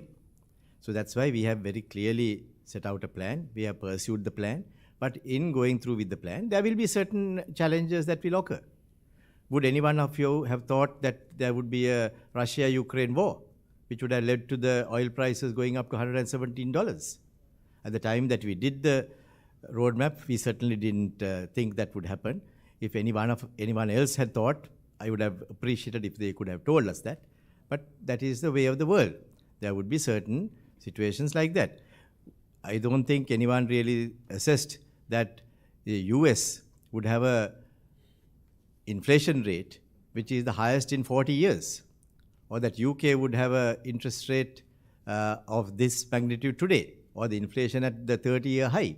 So these are all conditions that are dynamic. And when you have dynamic conditions, we would take certain steps to deal with that. And so far, although there have been some very, very significant challenges, we have been able to move forward with stability. But going forward, we need further steps. That's why today we have increased the interest rates. We think that is the way to go.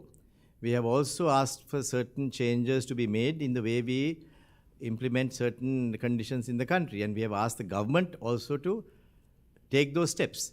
So that's the way you work a plan. A plan of the nature that we have offered is not a static plan, but a dynamic plan.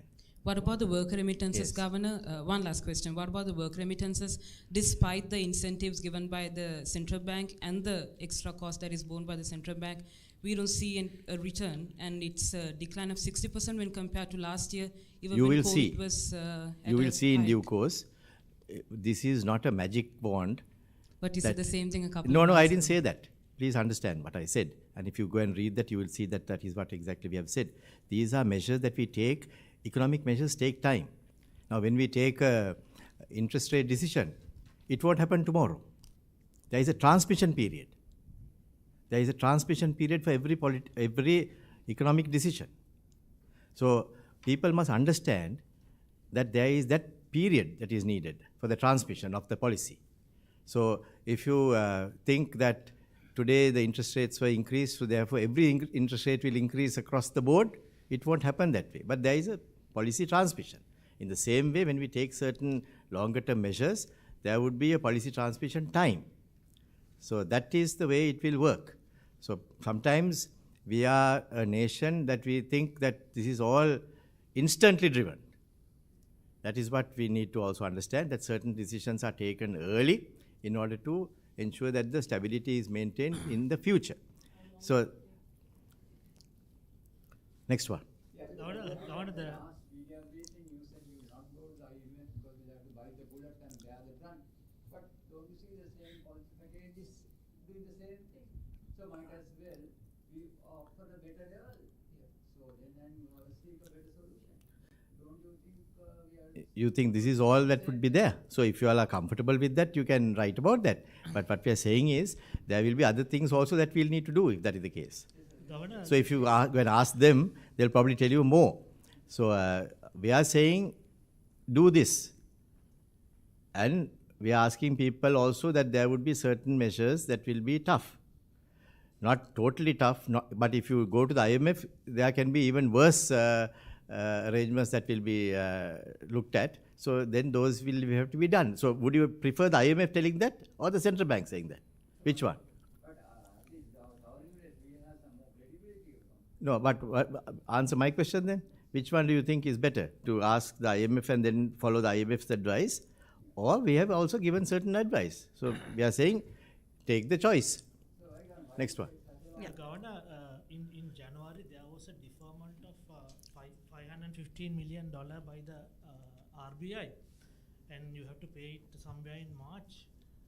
When is it falling in? Those terms between governments as well as central banks, we'll work that out. Those will be discussions that we'll have on a bilateral basis, and we will. My question is not done.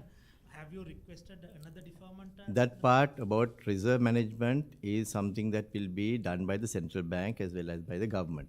So those things we will be doing, that's not public knowledge. These are measures that we take where we would be making arrangements with our reserve management, and we will be taking that on those lines. Yeah, Next one.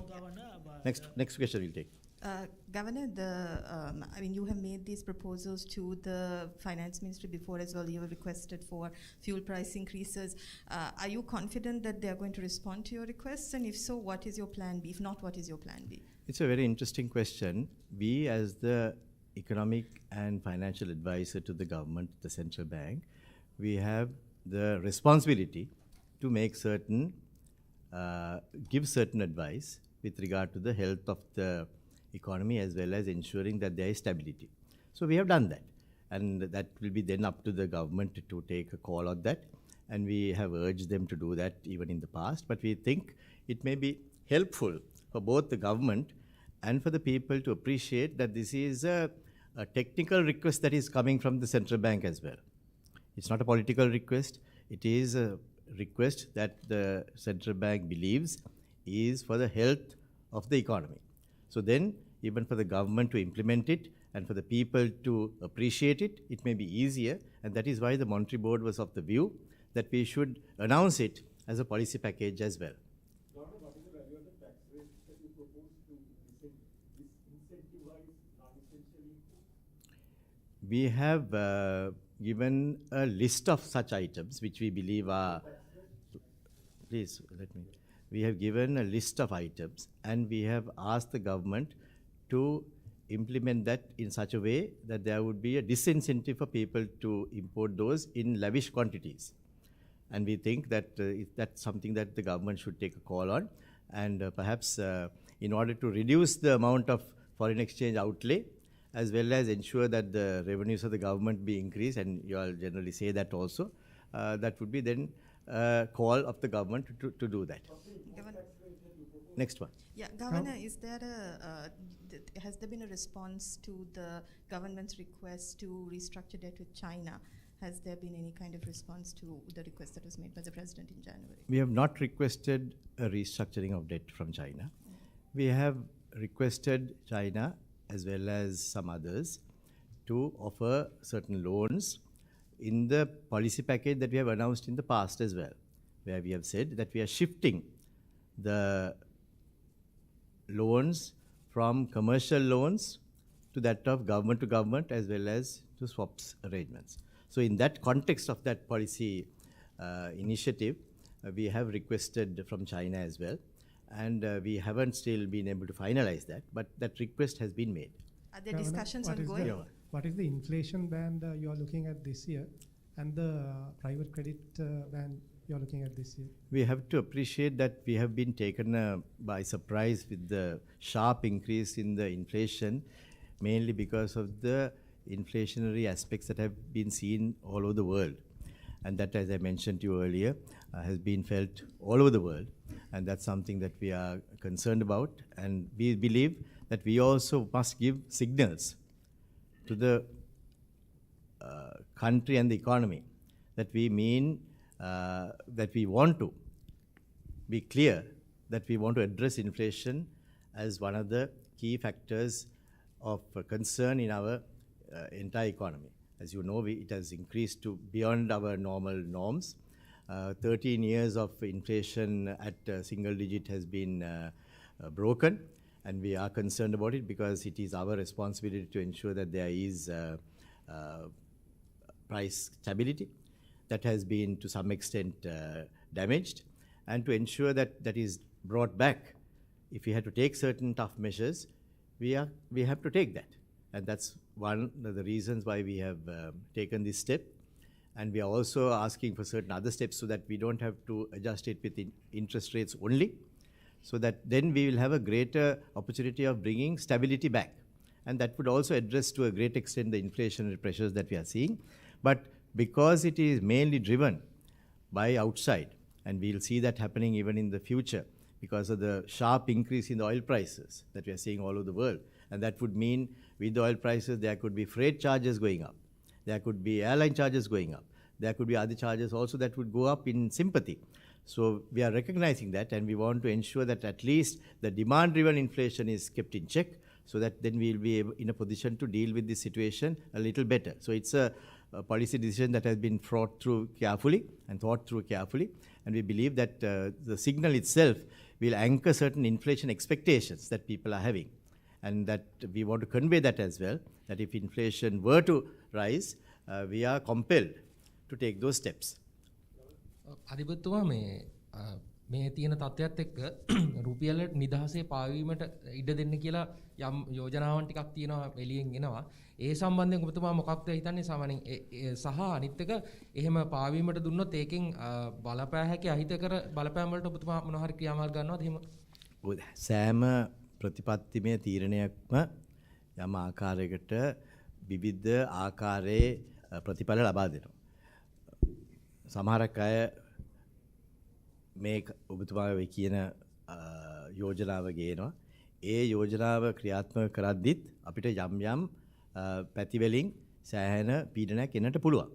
ඉතින් ඒ නිසා තමයි මහා බැංකුවේ මුදල් මණ්ඩලයේ මේ තීරණය ගනිද්දී මේ සියලුම කරුණු ඉතාමත්ම හොඳින් අධ්‍යයනය කරලා තමයි මේ තීරණය ගන්නෙ. මම මුලින් කිව්වා වගේ ඒ තීරණය ගනිද්දී අපි බොහෝ දේවල් සැලකිලි භාජනය කළ තමයි ගන්නෙ. ඒ නිසා මේ අවස්ථාවේදී එවැන්නක් සිදු නොකළ යුතුයි කියන එක තමයි මහා බැංකුවේ තීරණය වෙලා තිබෙන්නේ, මුදල් මණ්ඩලයේ තීරණය වෙලා තියෙන්නේ. ඒ නිසා ඒ අනුව අපි කටයුතු කරනවා. ඉදිරි කාලයේදී අපි බලාගෙන ඉන්නවා මොකද්ද වෙන්නේ කියලා. ඉතින් අපි දන්නවා මොකද්ද වෙන්න ඕනේ. ඉතින් සමහර වෙලාවට යම් අවස්ථාවලදී අපි ගත යුතු සමහරක් තීරණ ඒ අවස්ථාවේදී අපි නොගෙන එක ගැන සමහරක් අය විවිධ මත දැරුවත් මුදල් මණ්ඩලය හැටියට අපි මේ මතයට එන්නේ ඉතා විශාල සාකච්ඡාවකට පස්සේ. මේ සියලුම කරුණු අධ්‍යයනය කරලා තමයි ගන්නෙ. ඒ නිසා ඔබතුමාට මට කියන්න පුළුවන් අපි මේ පිළිබඳව දැඩි සැලකිල්ලක් කරලා තමයි මේ තීරණය අරන් තියෙන්නේ කියන එක කියන්න පුළුවන්. Governor, the farm... We'll give everyone a chance and then we'll come back to you if we have time.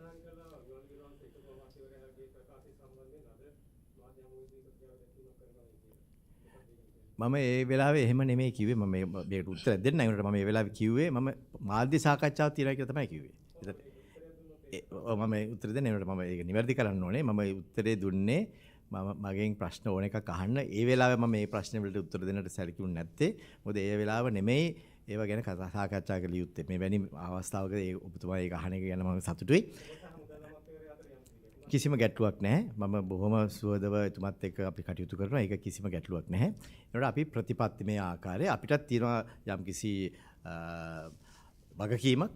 ඒ ප්‍රතිපත්තිමය තීරණ මුදල් අමාත්‍යාංශයට යොමු කිරීමටත් රජයට යොමු කිරීමටත්. ඉතින් ඒ ප්‍රතිපත්තිමය තීරණ යොමු කිරීම ඒ පිළිබඳව අධ්‍යයනය කරලා ඒවා රජයට දැනුම් දීම අපේ වගකීමක්. ඒ වගකීම මම මුදල් මණ්ඩලයේ සභාපති හැටියටත් අධිපති හැටියටත් ඒ වගකීම මම ඉෂ්ට කරනවා. ඒ ඉෂ්ට කරද්දී සමහර විට එය විවිධ අය ඒක බලාගෙන ඉන්නකොට විවිධ ආකාරයට ඒක අර්ථකථනය කරන්න පුළුවන්. ඒ වුණාට ඒ වගකීම අපි ඉෂ්ට කරනවා කියන එක මම කියන්නට අවශ්‍යයි. Yeah, Governor, the pharmaceutical sector says that Governor here. Where are you? Yeah, here. Yeah. They are finding extremely difficult to get dollars for the LC. Now they are also warning that there would be a huge shortage of life-saving drugs in coming 2 months. Now if they go to the banks are telling them to find dollars outside. And if they go to find dollars outside, they can't find it at rupees 203. Now the problem they have is, if this continues, there will be a shortage of life-saving drugs. The other thing is, what they are telling is, the NMRA decides, there's a pricing regulation which is based on the official rate. Now, even if they find dollars outside from exporters or somebody, it is expensive. So, and they also asked the CBSL to allocate at least $30 million per month for pharmaceutical imports. What is your, and some economists also told me, if the rupee is free floated, some of these issues could be solved. What is your, this is a very dangerous situation, it's a life-saving drugs. Yes, I must tell you that last year's, if you look at the records, last year, Sri Lanka's imports of drugs and pharmaceuticals was $887 million. I hope you're writing that down. Yes. Yes. The previous year, it was only $550 million. So there has been almost $300 million worth of drugs that have been imported last year, which is higher than the previous year. At the same time, normal imports of drugs in Sri Lanka for a year is about $500 million. Now, that means our economy has been able to provide $887 million of foreign exchange for the import of drugs. Now, if there are any instances where there is some life-saving drugs to be imported, I know they had brought it to the notice of the Ministry of Health, and there was a special dispensation given to import those directly, and that has been done. I don't know which ones that they are talking about. Life-saving drugs of $30 million per month, to my mind, looks a little high.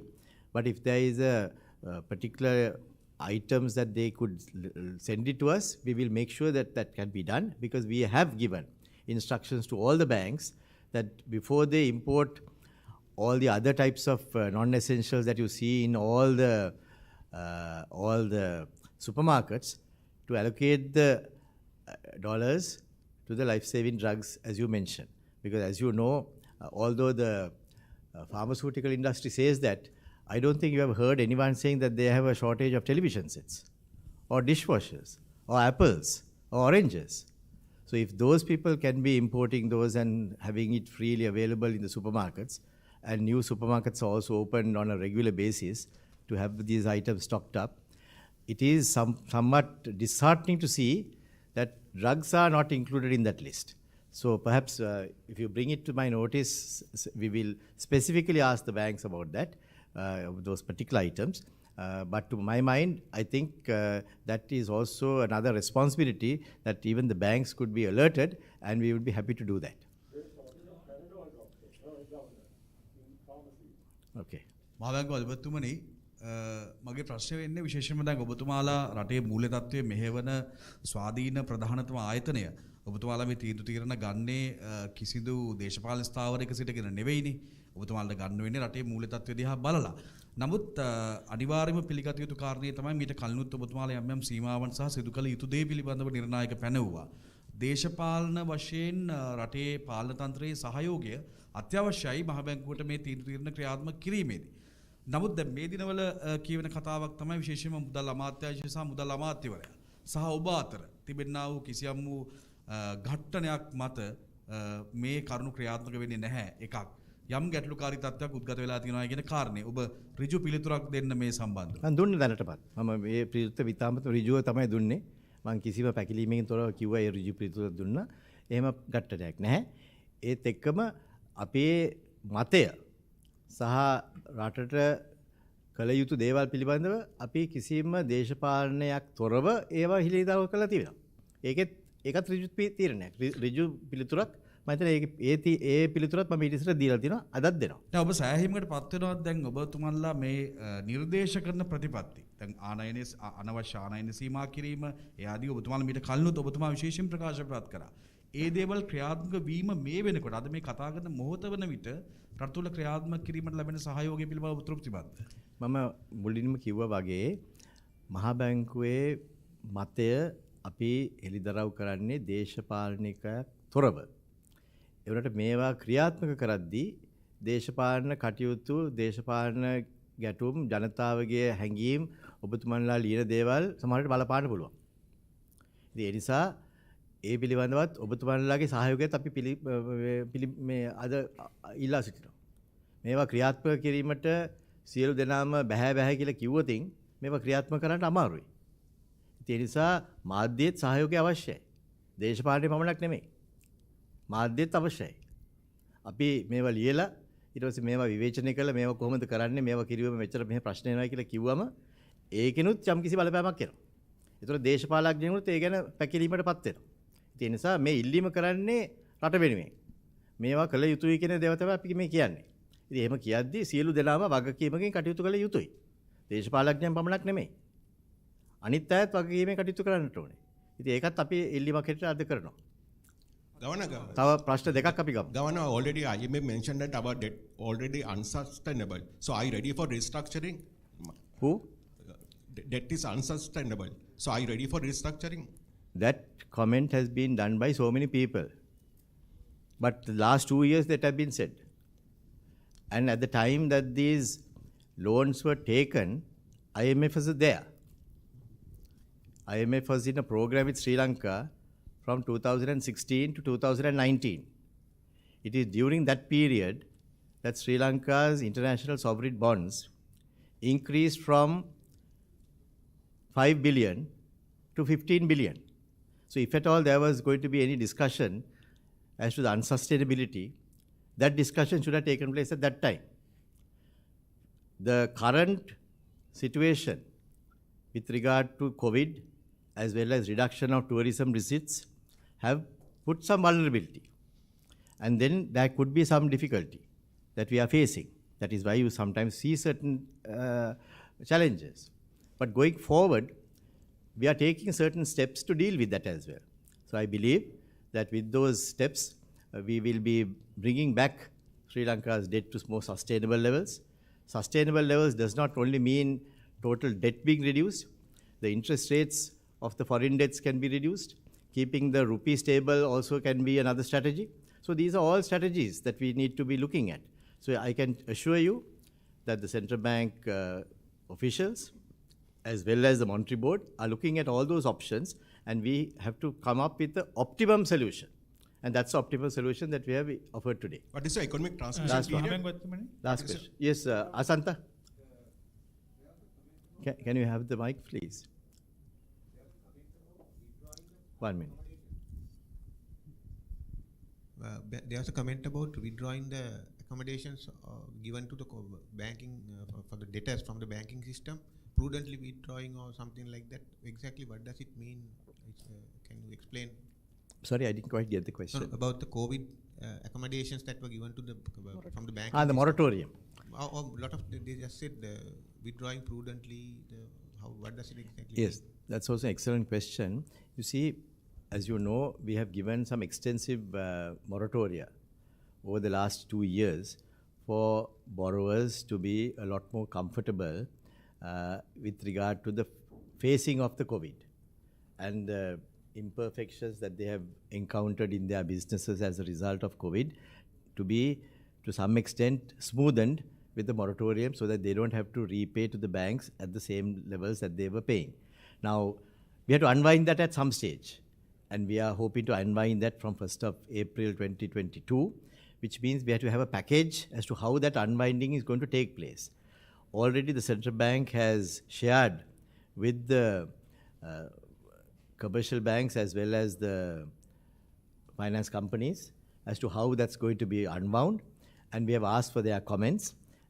Very soon we will be issuing a direction after receiving the comments of the central financial sector, and then we will issue it as a direction so that the unwinding will take place on that basis. We want to make sure that the unwinding will lead to a soft landing and that businesses as well as the banks won't get affected unduly, and that's what we are hoping to do very soon. One more? Yes. We'll take that as the last question because I have another Zoom meeting at 2. ඉන්ධන සහ විදුලිය මිල වැඩි කිරීම සම්බන්ධයෙන් yes. මිල වැඩි කිරීම සම්බන්ධයෙන් ඒ දෙපාර්ශ්වයම මේ විශේෂයෙන්ම මිල වැඩි කිරීමක් හෝ සහන ඉල්ලීමක් කරලා තියෙද්දි තමයි මේ ඔබතුමාලා යෝජනා කරන්නේ මිල වැඩි කිරීම. ඔබතුමාලගේ ඒ කියන්නේ යෝජනාවලිය තියෙනවා මෙච්චර ප්‍රමාණයකින් මිල වැඩි කරොත් මේ ප්‍රශ්නේ විසඳ ගන්න පුළුවන් කියන කාරණාව සහ ඊළඟ එක තමයි ඔබතුමාලට යම් චෝදනාවක් එල්ල වෙනවා මේ ඩොලර් නිකුත් කිරීමේදී ප්‍රමුඛතාවය හඳුනා ගැනීමක් කරලා නැහැ කියන කාරණාව. මේ දෙකට දෙන්න තියෙන පිළිතුර මොකක්ද? මහා බැංකුවට ඩොලර් නිකුත් කිරීමක් කියලා එහෙම මේ ක්‍රියාවලියක් මහා බැංකුවේ අරමුණු අතර නැහැ. මහා බැංකුවේ අරමුණ හැටියට තිබෙන්නේ ස්ථායීභාවය රැක ගැනීම. ඒ ස්ථායීභාවය රැක ගන්න අවස්ථාවලදී යම් පීඩනයක් දැනෙනකොට මහා බැංකුව ඒකට ක්‍රියාත්මක වෙලා තියෙනවා. ඒ ක්‍රියාත්මක කිරීම සහ වීම අපි කරලා තියෙන්නේ රටේ ආර්ථිකමය කටයුතු ස්ථායීව පවත්වාගෙන යාම සඳහා. ඒක කරලා තිබෙනවා. ඒත් එක්කම ප්‍රමුඛතාවයක් දෙනවයි කියන කියන්නේ ඉතාමත්ම වැදගත්ම දෙයක් සමහරක් වෙලාවට ඉදිරිපත් වුණොත් අපි ජාතික වගකීමක් හැටියට අපි ඒක සලකලා ඒ වගේ තැන්වලදී අපි යොමු වෙලා තියෙනවා. දැන් මේ ඉස්සරින් ප්‍රශ්නයක් ඇහුවා මේ බෙහෙත් පිළිබඳව. මම දුන්න උත්තරේ තමයි යම්කිසි අවස්ථාවක එවැනි තත්ත්වයක් තිබෙනවා නම් අපි ඒකට යොමු වෙන්නට මහ බැංකුව හැටියට අපි පැකිලීමක් වෙන්නේ නැහැ. ඒ වුණත් සමස්තයක් හැටියට මේ සියලුම ගනුදෙනු සිදුවිය යුත්තේ සමස්ත වෙළඳපොලෙන් බැංකුත් එක්ක කටයුතු කරන්නේ. ඉතින් අපි දකිනවා සමහර අවස්ථාවලදී ඒ බැංකු කටයුතු කරද්දිත් ඒ ආයතන කටයුතු කරද්දිත් වැඩි ප්‍රමුඛතාවය සමහර වෙලට දෙනවා අත්‍යවශ්‍ය නොවන භාණ්ඩවලට. ඒ නිසා තමයි අපි ඉල්ලීමක් කරලා තිබෙන්නේ අත්‍යවශ්‍ය නොවන භාණ්ඩවලට විශේෂිත බද්දක් පනවලා ඒ අත්‍යවශ්‍ය නොවන භාණ්ඩවල ඉල්ලුම පොඩ්ඩක් අඩු කරන්නයි කියලා. ඒක මම හිතන්නේ සාධාරණ ඉල්ලීමක්. මොකද එතකොට විදේශ විනිමය එකතු වෙනවා අනිත් දේවල් කිරීම සඳහා. ඉතින් එවැනි ප්‍රතිපත්තිමය තීරණ අපි අරන් තිනවා. ඒ ප්‍රතිපත්ති තීරණ මම හිතන්නේ ඉතාමත් වැදගත් රටේ ඉදිරි ගමනේදී විශේෂයෙන්ම පීඩාකාරී පීඩනයක් යොමු වෙන අවස්ථාවලදී එහෙම එකක් කිරීම අවශ්‍යයි. ඉතින් ඒ කටයුත්තට අපි යෙදিলা තිබෙනවා. මිල වැඩි කිරීම සම්බන්ධ ඉන්ධන සහ විදුලිය මහ බංගුවේ මේ අපි අන්තිම ප්‍රශ්න හැටියට ගමු.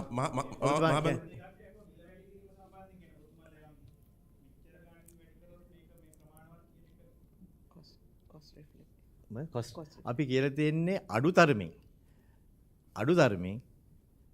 වියදම් වෙන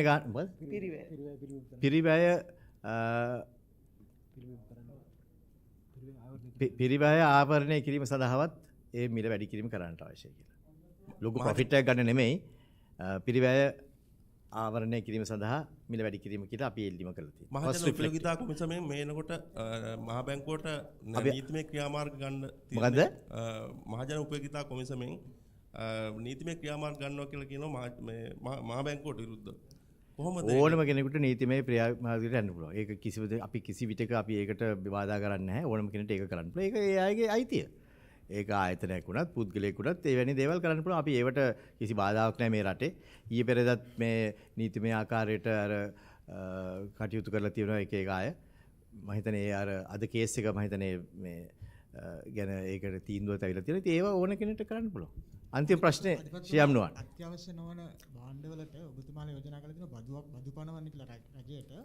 හැබැයි මුදල් අමාත්‍යාංශයෙන් අපිට ආරංචි වෙන්නේ ආනයන බලපත්‍ර ක්‍රමයක් ගේන්න යනවා ඉම්පෝර්ට් එක්ස්පෝර්ට් කන්ට්‍රෝල් ඇක්ට් එක යටතේ ආනයන බලපත්‍ර නිකුත් කරන්න යනවා. ඒ සඳහා ඒක ප්‍රමාණවත්ද මහ බැංකුවේ අදහස මොකක්ද? ඒ තීරණය ගත යුත්තේ මුදල් අමාත්‍යාංශය. අපේ යෝජනාව තමයි මේ ඉල්ලුම අඩු කිරීම සඳහා විදේශ විනිමය අනවශ්‍ය ලෙස භාවිතය නැවැත්වීම සඳහා ක්‍රමවේදයක් යොමු කළ සෑදිය යුතුයි කියන එක. ඒ කරද්දී සමහර විට මුදල් අමාත්‍යාංශයට නිදහස තිබෙනවා ඒ තීරණය ගැනීමේදී. ඉතින් ඒ තීරණය මේ අරමුණ ඉෂ්ට වෙන විදිහට ගන්නේ කියලා තමයි අපේ යෝජනාව. එහෙනම් ඔබ සියලු දෙනාටම ස්තුතිවන්ත වෙනවා අද මේ අපිත් එක්ක මේ අවස්ථාවේදී සහයෝගයෙන් සහභාගී වීම සම්බන්ධ වීම පිළිබඳව අපි විශේෂයෙන්ම ඔබතුමාලාගේ ඉල්ලීමක් කරනවා මේ අවස්ථාවේදී මේ රට ඉදිරියට මෙහෙම විදිහට ගෙන යාම සඳහා ඔබතුමාලාගේ ශක්තිය සහ සහයෝගයත් අපිට ලබා දෙන්නේ කියලා. බොහොම ස්තුතියි.